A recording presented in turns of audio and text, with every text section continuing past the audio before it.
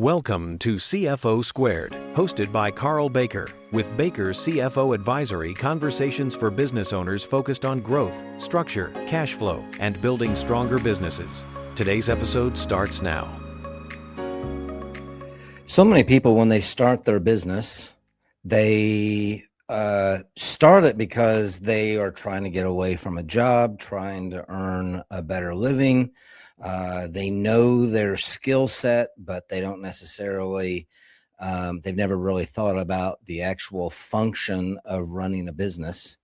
And so they get started, and maybe with a stroke of good luck, they build a following, and next thing they know, they're off to the races with a business and they're earning a good living. Sometimes that works and sometimes it doesn't, but eventually the concept of actually running the business and having to make sure that things happen in a consistent way starts to take over. And it's more than just performing that thing that it is that you do when you were an employee. You used to be an employee somewhere, you were doing the job, and you decided that you could do it better than your employer, and so you started this business, or for whatever reason you started a business, and the reality of that business starts to sink in, and there are things that you have to do in order to make that business successful. So that's what we're here to talk about today in our next version of our webinar. So welcome. My name's Karl Baker. I own a accounting and consulting firm called Baker CFO Advisory. You can check us out on our website, bakercfoadvisory.com, and you can find our contact information there. You can find a little bit more about me there as well. Make sure that you do link or like and subscribe to our YouTube channel, where you will see the output of our monthly webinars. And again, I just thank you for taking the time.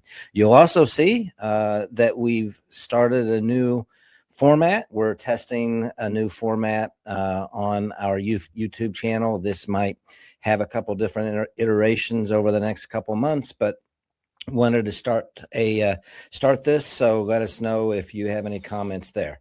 So what are we here to talk about today? You heard in my introduction, last month we did a session on the actual thought process and putting together systems and standard operating procedures in place. Well, I'm drilling into that a little bit more this month with let's erase some of the uncertainty, the confusion, and just help you take the first steps. So we're going to do a session today on what are the first 5 standard operating procedures that you should be doing. And this is my opinion. And as we get into this, you're going to see that, and you might start to say, you're going to see that there's not a lot of accounting that we're talking about here today. I started off this after my introduction. I started off with the introduction of my firm, and I said that we are an accounting firm, and that's true. But I'm also what I call a fractional CFO, a consulting CFO. Spent many years as a corporate auditor, but I've also spent many years as a fractional CFO, where I am helping CEOs inside their business on a full or part-time basis, full interim basis, or permanent part-time basis. And many of the things that I have done and many of the things that CFOs do don't necessarily have anything to do with accounting and debits and credits and those sort of things. In a recent, and I take note of this by noting in a recent Wall Street Journal article, the CFO of Zoom. I could have recorded this on Zoom today. I'm not using Zoom, but I could have. Everybody has heard of Zoom. COVID really catapulted Zoom's popularity.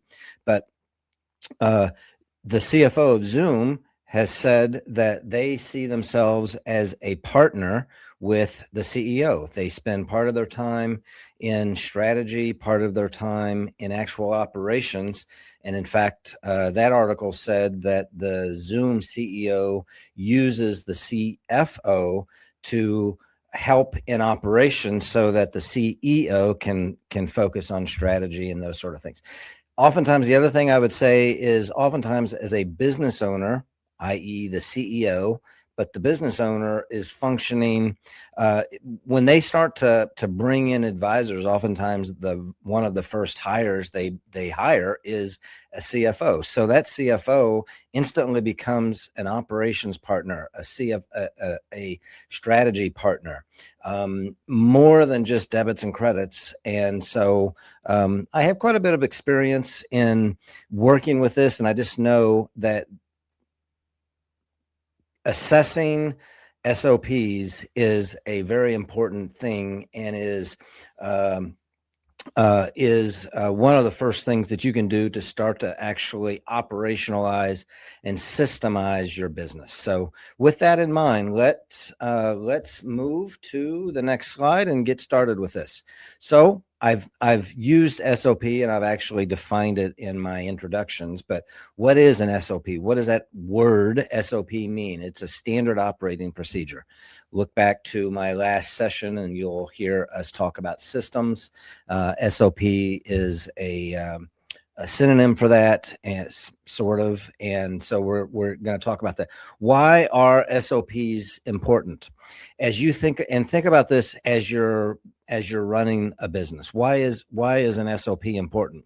Well, you don't want to, every time you perform a function, you don't want to try to figure out how to perform that function. How is it that we send invoices out? How is it that we onboard clients? How is it that we hire somebody? You want to have a system in place so that you are consistent in that, so that you save time, so that you make it easier right now, maybe at the beginning stage of your business cycle, you are the only one. If you're a business owner, a closely held business, and a sole proprietorship or whatever, you're the only one performing these functions, and you start to add people and you ask them to help. Well, you want to have SOPs in place so that they know how to do their job without them just figuring it out, and without them having to ask you for each step each time. So you want to make it easier for onboarding. You want to save time, both for you and for staff, have that consistency. And then you want to, of course, all of that is sort of memorialized by saying we want to reduce errors, reduce confusion, and just make things simpler as you're performing the conduct of your business. So an introduction there. What 5 have I started with? Well, we'll go through these, but I'll tell you, we're not going to talk about accounting things too much today. We're certainly not going to talk about financial reporting, debits and credits. Again, we're going to talk about what is it that a business owner needs to do to be as successful as possible, as quickly as possible, and to put those systems in place to operationalize and to kickstart the business as fast as possible.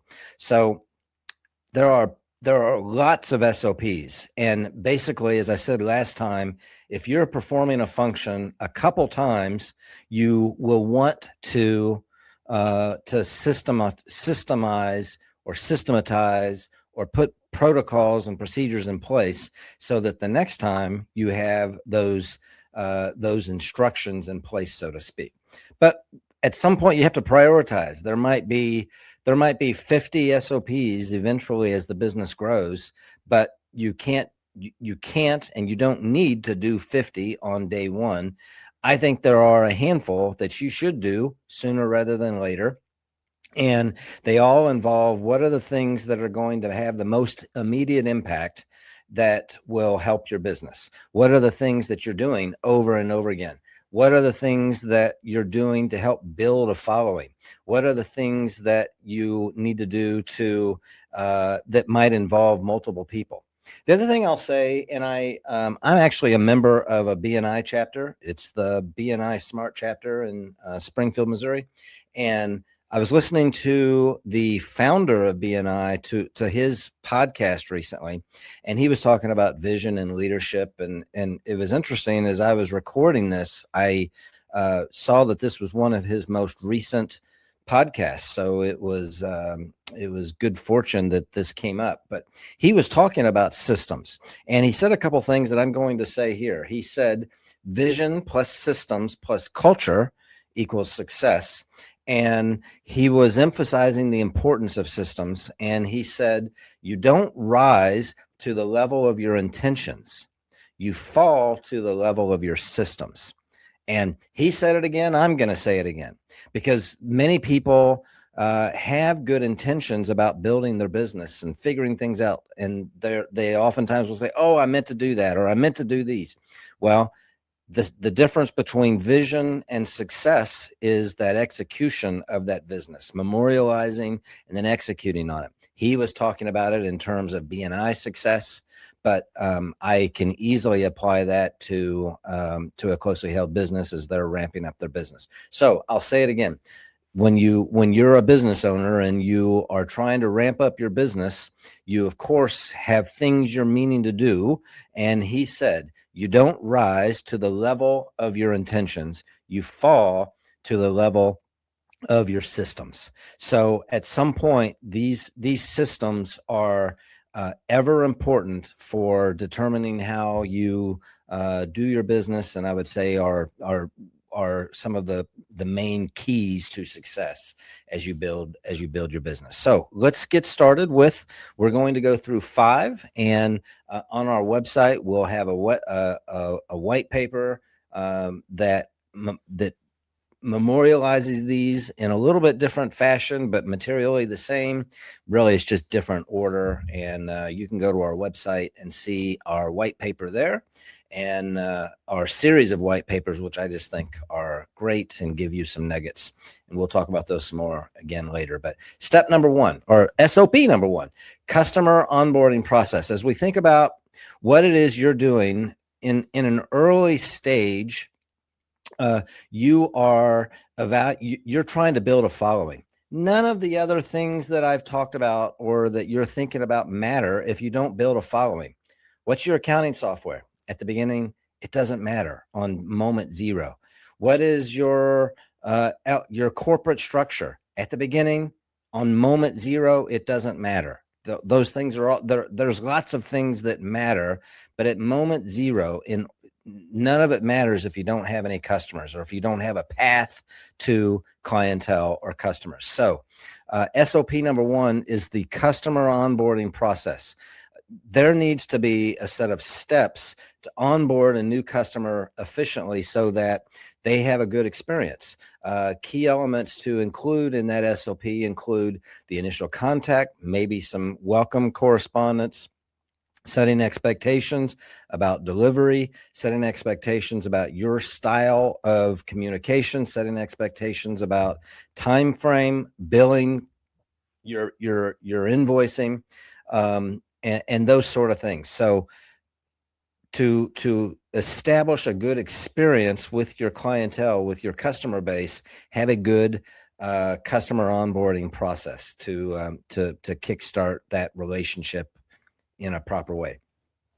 Maybe this should have been SOP number 1 because the sales process is what triggers the need for an onboarding process, but we'll stick with this. So the sales process, as I said, you need to build that following. You need to have that customer base. So how is it we're going to do that? Is it going to be on a wing and a prayer, or are you going to have some sort of a system such that your pipeline fills up, such that you have a sales funnel, such that you have a lead base, a lead machine coming in, and then when that happens, how does that happen, and what is it that you do with that system. So standardizing how leads are captured, have a system.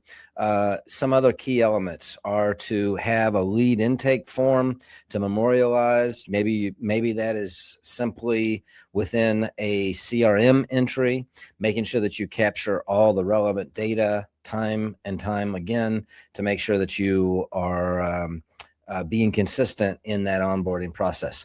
Make sure that there is a follow-up schedule, and maybe that follow-up schedule has some rigidity, maybe it has some fluidity in its application, but in one way or the other, setting expectations for follow-up with your prospective clientele, with your communication with your customers once that happens. Certainly in the sales process, we want to ensure that that process is ongoing, consistent, policies are in place so that we know how often to follow up, et cetera, to make sure that no leads fall through the cracks. So that's item number 2, or SOP number 2.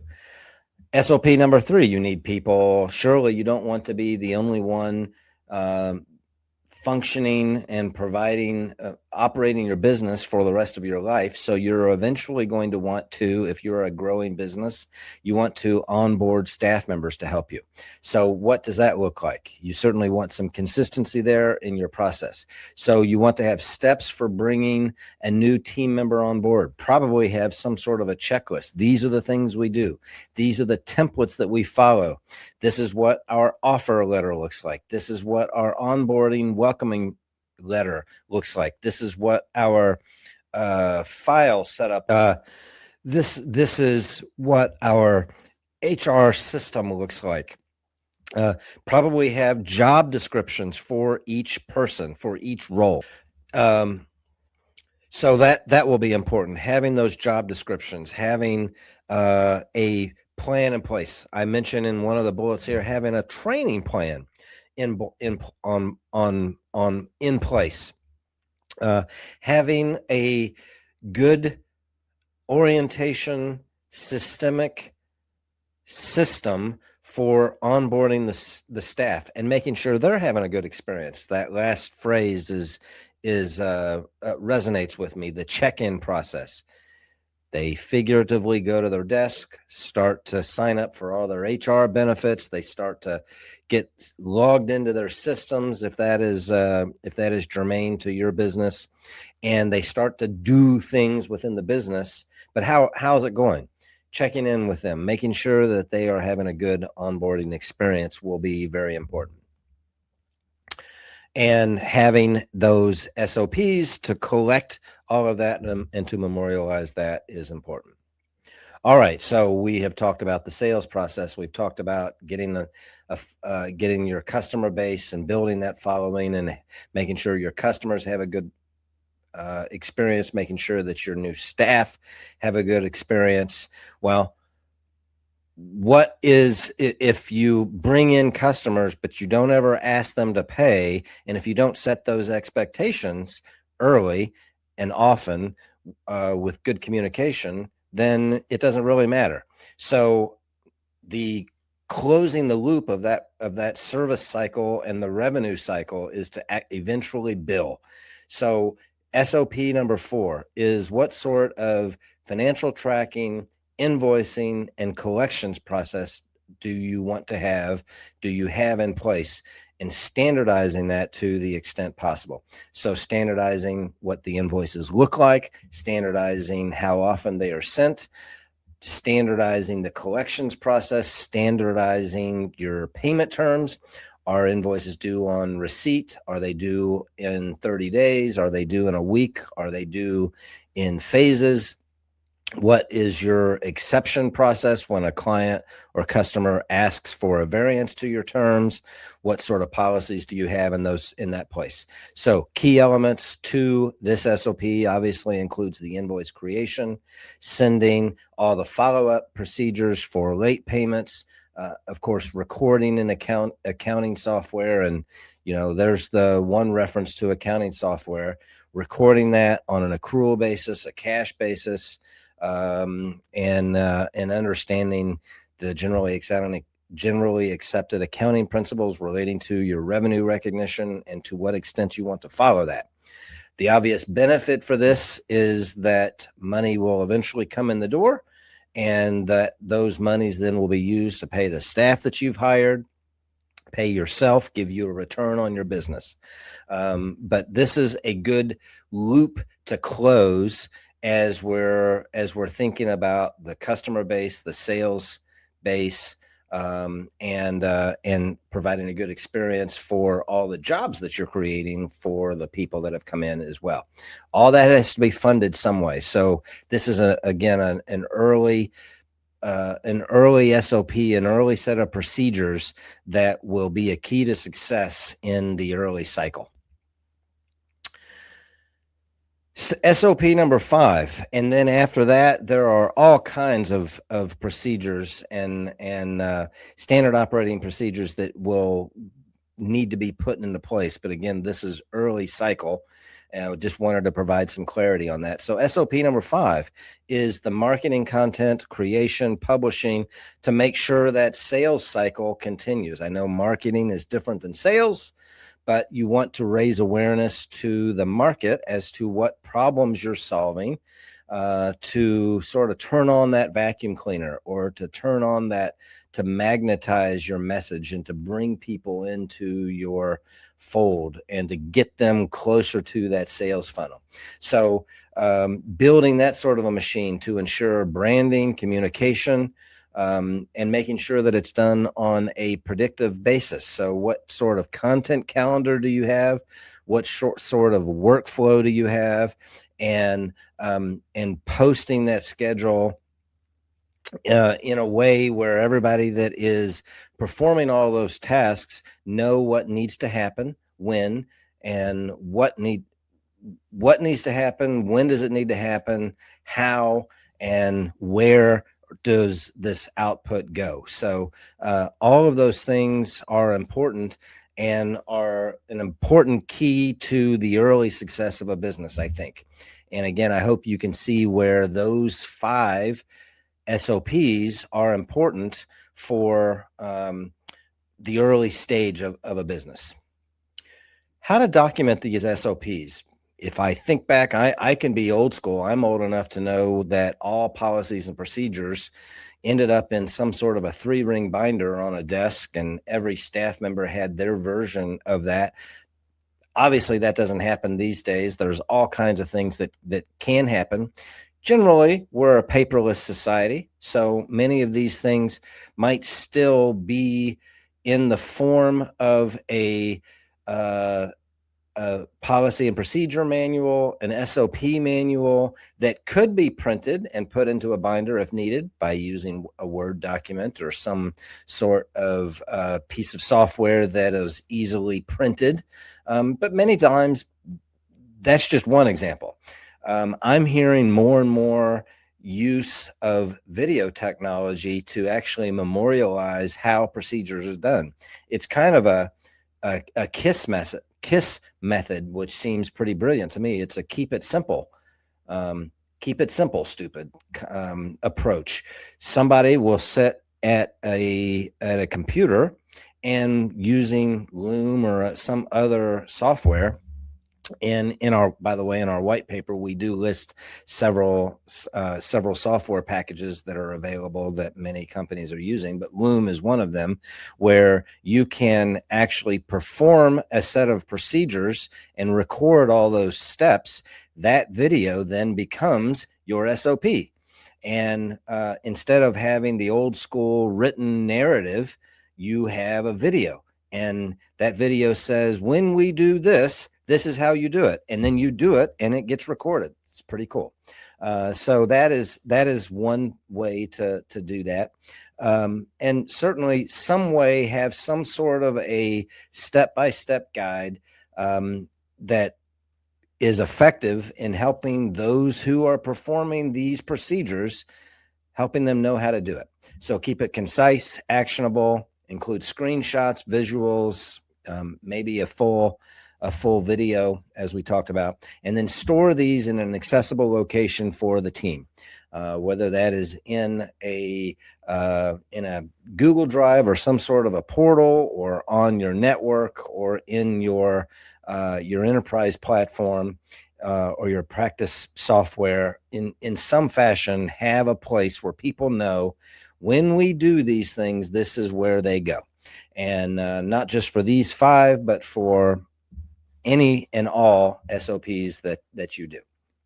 So I think that's important, and we'll move on from there. So I've referenced this guide, this white paper, and I think it's great. I've read it. I wrote it. It has great examples. We have a whole series of white papers, and if you go to our website, this is one of them. You can request us to send you that by giving us an email address, and I think there are many great nuggets that you'll get out of those, and I just encourage people to go to that. So a final closing, really restating what I've been talking about all along. By implementing these 5 SOPs, you'll create systems that save time, reduce stress, ensure consistency, set your business on a path to run smoothly, even when you're not overseeing every detail. And hopefully you're not overseeing every detail. You're starting to rise above and work on the business instead of in the business. And really the only way you can do that is if you set up systems. And I think these 5 are 5 good early stage SOPs to start with. And there are certainly lots more, but these will give you the opportunity to have success in the things that need to happen to really kickstart your business.